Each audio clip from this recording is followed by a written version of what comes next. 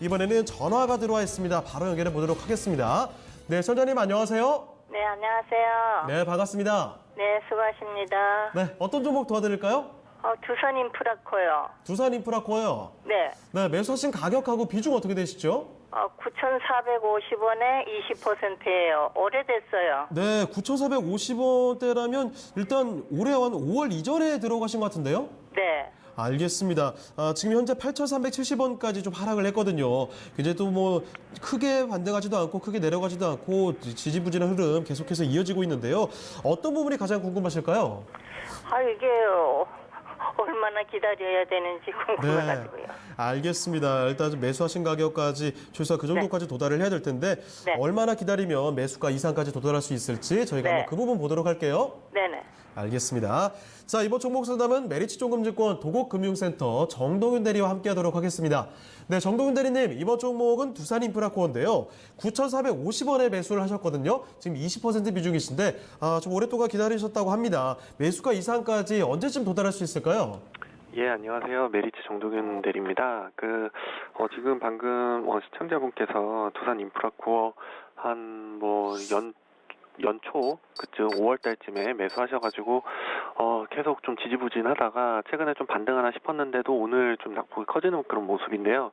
일단은 오늘은 전반적으로 지정학적 리스크도 좀 부각이 되는 그런 상황이기도 하지만 전반적으로 이제 미국의 자산 축소 얘기도 나오면서 이제 스타트가 시작된 상황이다 보니까 단기적으로는 그 신흥국 쪽에 저희 한국 같은 경우도 결국은 외국인 자금이라던가 이런 부분을 미리 반영한 기관들 투자 자금들이 좀 빠져나갈 수 있는 국면이다 하면서 전반적으로 좀 빠지는 모습이다라고 보면서 같이 빠지는 상황이기 때문에 시장은 분명히 반등이 있을 거라고 좀 보고 있고요. 그리고 두산 인프라코어 같은 경우도 당연히 시장이 반등하면 다시 반등이 있겠지만 일단 중국 쪽 1대1로 관련해서 여러 국가의 철도라던가 고속도로라던가 이런 부분 아니면 파이프라인이라던가 이런 부분에 대한 전반적인 공사가 인프라 투자가 많이 진행이 실제로 많이 되고 있고 상당히 많이 이제 앞으로도 전망을 상당히 긍정적으로 보는 거는 사실입니다. 그렇게 실제로 진행이 되고 있고요.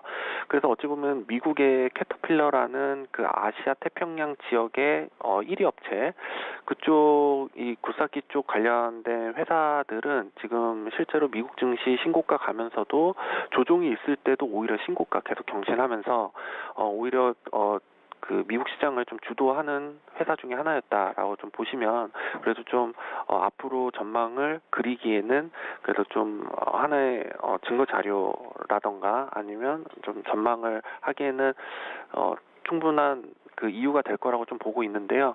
결국은 지금 상반기만 봐도 작년에 굴삭기 판매량을 벌써 뛰어넘었고 중국 쪽뿐만 아니라 지금 러시아, 인도 쪽까지도 계속 성장하는 추세이기 때문에 인도 쪽이 앞으로 훨씬 더 좀 전망이 밝은 그런 상황인데요. 그래서 지금 중국 쪽의 1대1로 사업가 그리고 인도의 인프라 투자 관련해서 앞으로 하반기로 갈수록 내년이 훨씬 더 좀 밝다, 전망이 밝다라고 좀 보시면 좋을 것 같습니다.